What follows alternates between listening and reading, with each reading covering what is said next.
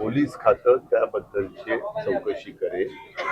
कारण जेलमध्ये कुणी जरी असलं तर त्याला कशी ट्रीटमेंट दिली पाहिजे त्याचे काही नियम आहेत.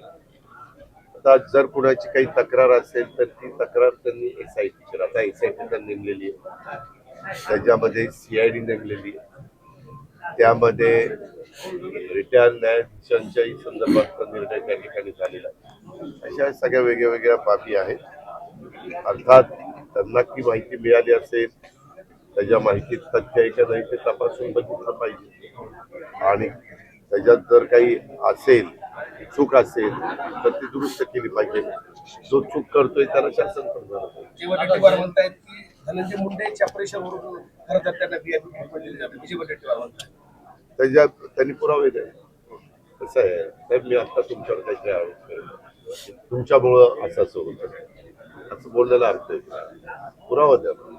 पुरावा दिल्यानंतर आपण जरूर त्याची चौकशी करू. असं कोणी करू शकत नाही आणि करत असेल तर ती चूक आहे. जयंत पाटलांनी काय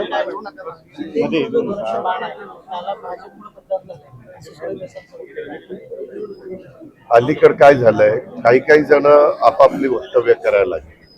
खरं तर आमच्या राष्ट्रवादी काँग्रेस, भारतीय जनता पक्ष आणि शिवसेना या तिघांचं मिळून हे सरकार आहे. त्याच्यात एकनाथराव शिंदे किंवा देवेंद्र फडणवीस, चंद्रशेखर बावनकुळे, सुनील तटकरे असे प्रमुख वरिष्ठ पातळीवरचे काही लोक जर बोलले तर त्याबद्दलची नोंद घेतली गेली पाहिजे.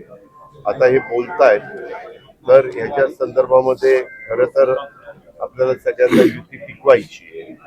युती टिकवत असताना प्रत्येकाने तारतम्य ठेवून बोललं पाहिजे माझ्या सगळ्यांनी, आणि ज्याच्यातनं अंतर वाढेल, ज्याच्यातून कारण नसताना समज गैरसमज निर्माण होतील, ज्याच्यातून नवीन समस्या निर्माण होतील, अशा गोष्टी युतीमधल्या कुठल्याच घटकांनी बोलता कामा नये. बोलायचं झालं तर त्यांनी त्यांच्या वरिष्ठांच्या कानावर घालावं. वरिष्ठ ज्यावेळेस अशा प्रकारची एकत्र चर्चा करतात तिथं चर्चा करून पुढचा निर्णय